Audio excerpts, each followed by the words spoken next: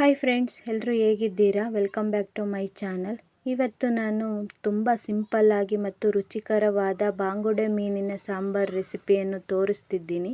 ಇದಕ್ಕೆ ಬೇಕಾಗಿರುವ ಸಾಮಗ್ರಿಗಳು: 2 ಮೀಡಿಯಮ್ ಸೈಜ್ ಈರುಳ್ಳಿಯನ್ನು ಮೊದಲೇ ಕಟ್ ಮಾಡಿ ಇಟ್ಕೊಂಡಿದ್ದೀನಿ. ನಂತರ 1 ಭಾಗ ಆಗುವಷ್ಟು ಹಸಿ ತೆಂಗಿನ ತುರಿ, 1 ನಿಂಬೆಹಣ್ಣಿನ ಗಾತ್ರದಷ್ಟು ಹುಣಸೆ ಹಣ್ಣು, ಸ್ವಲ್ಪ ಕೊತ್ತಂಬರಿ ಸೊಪ್ಪು, 4 ಎಸಳು ಬೆಳ್ಳುಳ್ಳಿ, 1 ಇಂಚು ಶುಂಠಿ, 2 ಸ್ಪೂನು ಸಾಂಬಾರ್ ಪುಡಿ, 2 ಸ್ಪೂನು ಅಚ್ಚ ಖಾರ ಪುಡಿ, 1-2 ಇಂಚು ಚಕ್ಕೆ, 1 ಸ್ಪೂನ್ ಆಗುವಷ್ಟು ಅರಿಶಿನ ಪುಡಿಯನ್ನು ತೆಗೆದುಕೊಂಡಿದ್ದೇನೆ. ಖಾರವನ್ನು ನಿಮ್ಮನೆಗೆ ಅನುಗುಣವಾಗುವಂತೆ ಹಾಕಿಕೊಳ್ಳಿ. ನಮ್ಮನೆಯಲ್ಲೆಲ್ಲ ಜಾಸ್ತಿ ಖಾರ ತಿನ್ನಲ್ಲ, ಹಾಗಾಗಿ ನಾನು 2 ಸ್ಪೂನ್ ಅಷ್ಟೇ ಹಾಕ್ಕೊಳ್ತಿದ್ದೀನಿ. ನಂತರ ಈ ಎಲ್ಲ ಮಸಾಲೆಯನ್ನು ಒಂದು ಮಿಕ್ಸರ್ ಜಾರ್ಗೆ ಹಾಕಿಕೊಂಡು ಗ್ರೈಂಡ್ ಮಾಡಿಕೊಳ್ಳುತ್ತಿದ್ದೇನೆ. ಕೆಲವರು ಮಸಾಲೆಯನ್ನು ಎಣ್ಣೆಯಲ್ಲಿ ಫ್ರೈ ಮಾಡಿಕೊಳ್ಳುತ್ತಾರೆ. ನಾವು ಆ ಥರ ಮಾಡಲ್ಲ, ನಾವು ಹಾಗೆ ರುಬ್ಬಿಕೊಳ್ಳುತ್ತೇವೆ. ನೀವು ಬೇಕಾದರೆ ಆ ಥರ ಮಾಡ್ಕೊಳ್ಳಿ. ಮಸಾಲೆಯನ್ನು ಎಷ್ಟು ಸಣ್ಣದಾಗಿ ರುಬ್ಬಿಕೊಳ್ಳುತ್ತೇವೋ ಸಾಂಬಾರ್ ಕೂಡ ಅಷ್ಟು ರುಚಿಯಾಗಿ ಬರುತ್ತದೆ. ಒಂದು ಸಲ ಮೀನನ್ನು ತೊಳೆದು ನಂತರ ಸ್ಟವ್ ಅನ್ನು ಹಚ್ಚಿ ಅದರ ಮೇಲೆ ಒಂದು ಪಾತ್ರೆಯನ್ನು ಇಟ್ಟು ಬಿಸಿಯಾಗಲು ಬಿಡಬೇಕು. 2 ಸ್ಪೂನ್ ಆಗುವಷ್ಟು ಎಣ್ಣೆಯನ್ನು ಹಾಕಿಕೊಳ್ಳುತ್ತಿದ್ದೇನೆ.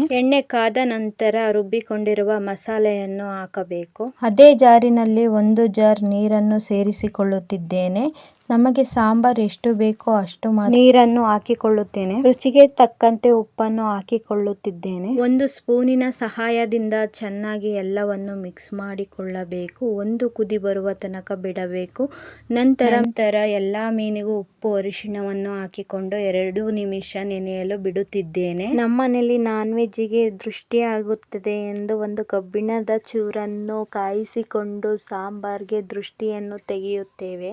ಸಾಂಬಾರನ್ನು ಚೆನ್ನಾಗಿ ಕುದಿಸಿಕೊಂಡು ನಂತರ ಮಿಕ್ಸ್ ಮಾಡಿಟ್ಟಿರುವ ಮೀನನ್ನು ಚೆನ್ನಾಗಿ ತೊಳೆದುಕೊಂಡು ಸಾಂಬಾರಿಗೆ ಹಾಕಬೇಕು.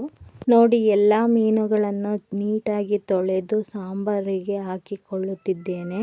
ಇದಕ್ಕೆ ಕಾದ ಕಬ್ಬಿಣದ ಚೂರಿಂದ ದೃಷ್ಟಿಯನ್ನು ತೆಗೆದುಕೊಂಡು ಚೆನ್ನಾಗಿ ಸಾಂಬಾರನ್ನು ಮಿಕ್ಸ್ ಮಾಡಿಕೊಳ್ಳುತ್ತಿದ್ದೇನೆ. ಎಲ್ಲ ಮೀನಿಗೂ ಮಸಾಲ, ಖಾರ, ಉಪ್ಪು ಹೊಂದುವಂತೆ 10 ನಿಮಿಷ ಕುದಿಸಿಕೊಂಡು ಸ್ಟವ್ ಅನ್ನು ಆಫ್ ಮಾಡಿಕೊಳ್ಳಬೇಕು. ತುಂಬ ಕಡಿಮೆ ಸಮಯದಲ್ಲೂ ಸಾಂಬಾರನ್ನು ಮಾಡಿಕೊಳ್ಳಬಹುದು ಮತ್ತು ತುಂಬ ರುಚಿಕರವಾಗಿಯೂ ಇರುತ್ತದೆ.